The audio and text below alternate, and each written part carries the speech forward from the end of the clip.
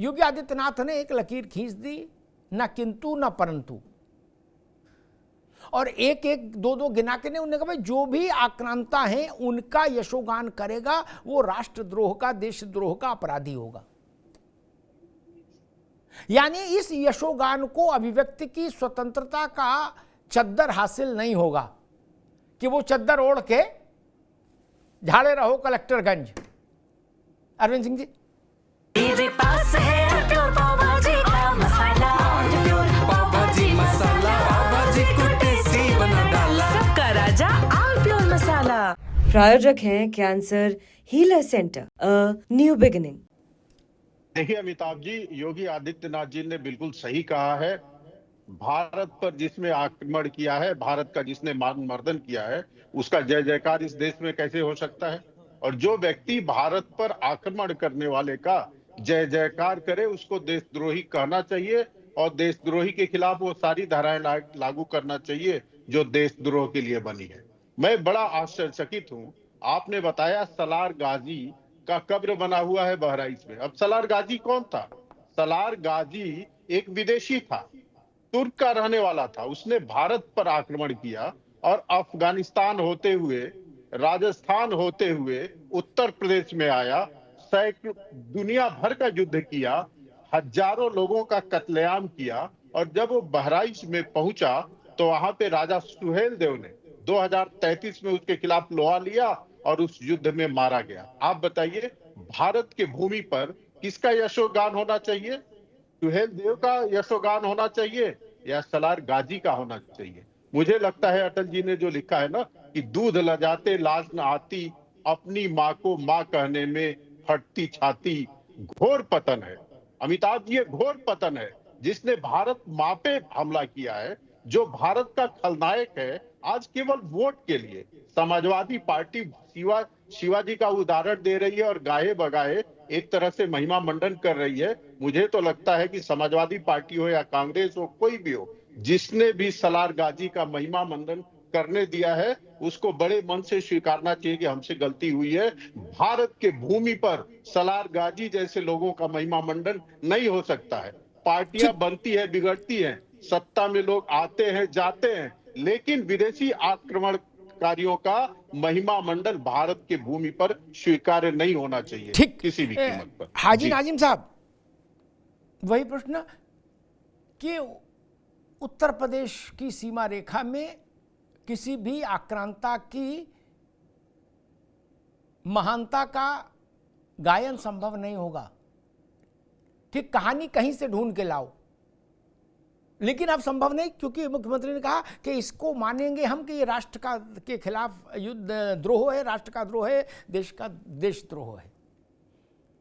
क्या कहेंगे नाजिम भाई? क्योंकि अभी तक तो ये चलता था कि भाई रोमिला थापर ने ये लिखा है, फलाने ने ये लिखा है, ढिकाने ने ये लिखा है, इस किताब में ये लिखा, वो किताबिया में वो लिखा। नहीं, अब पहली बार एक बड़ी लाइन खींची है, वो भी मुख्यमंत्री के स्तर से खींची है कि भाई हम ये मानेंगे कि ये देशद्रोह है। हाँ अमिताभ जी, देखिए एक शेर के माध्यम से शुरुआत करना चाहता हूँ। देखिए आपने बड़ा अच्छा टॉपिक रखा, उस टॉपिक पे अगर अच्छे शेर से अगर शुरुआत हो तो अच्छी है। वो समुंदर को खंगालने में लगे हैं। अमिताभ जी, बड़ा प्यारा शेर है, एक शायर का शेर था जो आज मुझे कि आपके डिबेट में कहते बड़ा अच्छा लगेगा। जी ना, इरशाद। हाँ, वो समुंदर को खंगालने में लगे हैं, हमारी कमियां निकालने में लगे हैं, जिनकी कोई हैसियत नहीं, आज वो हमारी पगड़ियां उछालने में लगे हैं। किसी शायर का शेर था, हाजी नाजिम का नहीं, किसी शायर का शेर था। और अभी देखिए आपके चैनल पे अभी अरविंद भाई ने हाजी भाई एक आपने शेर सुनाया, अच्छा लगा मुझे, शेर अच्छा है, लेकिन एक मासूम सवाल इस शेर से पैदा हो गया, उसका जवाब देते हुए आगे जाना, उसको स्किप मत करना। वो सवाल है किसकी हैसियत नहीं है? भारत के वोट से चुने हुए लोगों की हैसियत नहीं है, तो हैसियत क्या फिर मुगलों के वंशजों की है जो रिक्शा चला रहे हैं? हाँ अमिताभ जी, देखिए मैंने तो किसी शायर को शेर का जिक्र, अरे तो हमने वही तो पूछ लिया आपके यहाँ पे पढ़ दिया। हाँ देखिए इसका किसी भी हुकूमत से कोई लेना देना नहीं है। तो ये बात पहले बोलनी चाहिए थी बाबू। ठीक ठीक, देर आए दुरुस्त आए, कोई नहीं। अभी हमारे अरविंद, हाँ अभी अरविंद भाई ने सहलदेव के बारे में बताया 2034 में, इनको दुरुस्त करा दो, 1034 की बात है। सबसे पहली बात तो ये। और दूसरी बात, इन्होंने अभी कहा कि देखिए मुगल आक्रांता की बात करी। भाई देखिए, आक्रांता आक्रांता होते हैं, चाहे अंग्रेज हो या कोई भी हो, आक्रांता आक्रांता होते हैं। आक्रांता अंग्रेज हैं जिन्होंने हमारे भारत को लूटा, हिंदू मुसलमानों में खाई बांटने की कोशिश करी। आज जो भारत और पाकिस्तान बैठा, ये सब अंग्रेजों की देन थी, और लोग बाग अंग्रेजों के भी बयान कर रहे हैं। अब तो और छोड़िए, जो माफी वीर थे उनकी भी बड़ी तारीफें कसीदगी पेश करते थे। तो मुझे लगता है कि योगी जी ने बिल्कुल सही कहा है कि जो ऐसी कसीदगी पेश करेंगे उन पर देशद्रोह का केस लगना ठीक ठीक है हाजी साहब, ठीक है, अभी रुकना होगा। मैंने ठीक है हाजी नाजिम, ठीक जी, नाथूराम गोडसे। अच्छा ठीक जी, बोलिए बोलिए बोलिए। हाँ, मैं नाथूराम गोडसे की भी बात करूंगा। हाँ हाँ, मैं देखिए नाथूराम गोडसे की भी बात मैं करूंगा। आजाद मुल्क के अंदर एक मासूम महात्मा गांधी जी की हत्या करी, तो उस नाथूराम गोडसे को किस तरीके से पूजा जाता है? देखिए, उनके जो पूछते हैं, जो मानते हैं, उनके खिलाफ भी देशद्रोह का केस होना चाहिए। बिल्कुल योगी जी ने सही कहा, लेकिन आक्रांता तो अंग्रेज थे, और अंग्रेजों पे बात होनी चाहिए। अंग्रेजों के दोस्त कौन थे? ठीक, अब रुकना होगा हाजी नाजिम, हाजी नाजिम रुकना होगा। ये बड़ी अब रुकना होगा बाबू, अब रुकना होगा। ये बड़ी चतुराई है और बड़ी शातिराना चतुराई है। शातिराना शब्द मैं इस्तेमाल कर रहा हूं कि जब बात हो बिन कासिम पर, बात हो बाबर पर, बात हो चंगेज खान पर, बात हो नादिर शाह पर, बात हो बाबर पर, बात हो गाजी पर, बात हो औरंगजेब पर, तो अंग्रेज ले आओ बीच में। क्या अंग्रेज ले आओ? अंग्रेज भी गलत, अंग्रेज गलत थे, इससे नादिर शाह सही हो जाएगा क्या? अजब तमाशा है मुल्क में, इससे नादिर शाह सही हो जाएगा? नादिर शाह को छूट दे दें? नहीं दे सकते ना। एक मोटी लाइन खींची, भारत के जो भी अपराधी हैं, आक्रांता हैं, उनकी स्तुति राष्ट्रद्रोह माना जाएगा। इसमें बेचैनी क्यों? आप बाबर से जोड़ना चाहते हैं अपना वंशावली? बाबर वाले तो मर गए। शफीकुर रहमान बर्क अशोक जी की पार्टी के थे, बूढ़े बड़े बूढ़े नेता थे, वो कहते थे मैं बाबर का खून है मेरे अंदर, बाबर का। अब तो कोई बचा नहीं। क्या तकलीफ क्या है? क्यों मैं तो हैरान हूं कि गजल शेर सब ढूंढ के, अभी नहीं आएंगे, गजल शेर सब ढूंढ के लाया जा रहा है, लेकिन एक मोटी बात नहीं कही जा रही कि हाँ भाई बिल्कुल ठीक बात है, आक्रांताओं के सम्मान में जो गाना गाए उसको 4 लठ मार के अंदर करो। ये बात बोलने में संकोच है। दुनिया कहानी बताई जा रही है कि ये क्यों हुआ, कि वो क्यों हुआ, लेकिन ये नहीं कहेंगे कि नादिर शाह, औरंगजेब, बाबर, खिलजी ये देशद्रोही थे, इनकी प्रशंसा देशद्रोह हो गया, ये नहीं कहेंगे हाजी भाई, बाकी सारी कहानी कहेंगे। खैर अशोक जी, अभी हम आपकी पार्टी के एक विद्वान प्रवक्ता की एक बाइट सुन रहे थे, डॉक्टर साहब की, वो भी ज्ञानी है। वो कह रहे थे जहां जो सोचने की बात ये है, तो मुझे लगा कोई गंभीर बात कहेंगे, तो मैं भी सोचने की मुद्रा में आ गया था कि उन्होंने कहा सोचने की बात ये है कि जहां जहां भाजपा होती वहीं वहीं दंगे होते हैं। डॉक्टर साहब को शायद पता नहीं होगा कि इस देश के सबसे भयानक बर्बर दंगे हिंदू मुसलमान के तब हुए जब भाजपा तो पैदा ही नहीं हुई थी, जनसंघ भी इतू सी पार्टी थी क्या, और देश भर में कांग्रेस थी, गांव से लेके और दिल्ली तक। अशोक यादव जी, मुझे लग रहा है आपने पार्टी के नेताओं को क्रैश कोर्स नहीं कराया। नहीं बोले जहां एएनआई देखे तुरंत बोलना शुरू कर देना, ये ठीक नहीं। पहले पढ़ाओ लिखाओ। उदय प्रताप जी जैसे लोगों से कहो कि भाई इनकी ट्रेनिंग कराओ।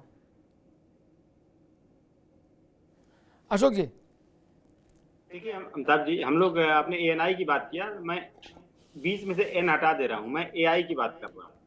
एआई, आर्टिफिशियल इंटेलिजेंस, पूरी दुनिया में आज प्रतिस्पर्धा चली है। डीप सीक, ओपन एआई का जो चैट जीपीटी है, गूगल का जेमिनाई है, और अभी तो ट्रम्प साहब ने लाया है जो बड़ा तूफान मचाया हुआ है, एक्स एआई चैटबॉट ग्रोक 3। तो ये कंपटीशन चल रहा है, पूरी दुनिया में टेक्नोलॉजी में वार चल रहा है, भविष्य से सुनहरा दिखाने का वार चल रहा है। हमारे यहाँ किस में वार चल रहा है? इतिहास में, हिंदू मुसलमान में, नहीं, मैंने एक औरंगजेब निवेदन में, किया था अशोक भाई, नादिर शाह मैंने में। एक सवाल पूछा था कि आपकी पार्टी ने कहा कि जहां जहां सोचने की बात है, जहां जहां भाजपा की सरकार आती है वहीं दंगा होता है। मैंने आपको बताया कि इस देश के सबसे बर्बर दंगे तब हुए जब जनसंघ भी इतनी सी थी और समाजवादी पैदा नहीं हुई थी पार्टी, तब उस पर आपने कुछ नहीं कहा। आप एआई तक चले गए, उतनी दूर चले गए विदेश, लेकिन घर की बात पर नहीं बोले। देखिए अमिताभ जी, जो दंगे की बात आप कर रहे हैं वो दंगा नेचुरल दंगा था। जिन दंगों की आप बात कर रहे हैं, अगर दंगा भी सिर्फ नेचुरल और अननेचुरल होता है। बिल्कुल बिल्कुल, जैसे बहराइच का दंगा वो नेचुरल नहीं था, वो प्रायोजित था। अगर आप कहें कि मैं कह रहा हूं तो माशाल्लाह, मैं क्यों इतना बड़ा आरोप लगाऊं सरकार के ऊपर। अरे उन्हीं विधायक सुरेश्वर सिंह कह रहे थे भाई एफआईआर लिखा दिए। सुरेश्वर सिंह भारतीय ने जनता युवा मोर्चा के एफआईआर खिलाफ। तुरंत वापस ली और चिट्ठी जारी की, वो आपने आज तक डिलीट करके रखी हुई है। मैं कई बार बोल चुका कि उनकी बात की चिट्ठी और भाषण भी तो देख लो यार, वो वापस लेके आए थे। अरे जब अमिताभ जी बेचारे सुनिए, आधी बात क्यों बताते हो? मैं बता रहा हूँ एफआईआर लिखवा दिए विधायक जी। अब पीछे से उनका गर्दन ऐसे पकड़ा गया, मरोड़ा गया कि वापस लो जल्दी। हाँ, तुरंत वापस ले लिए।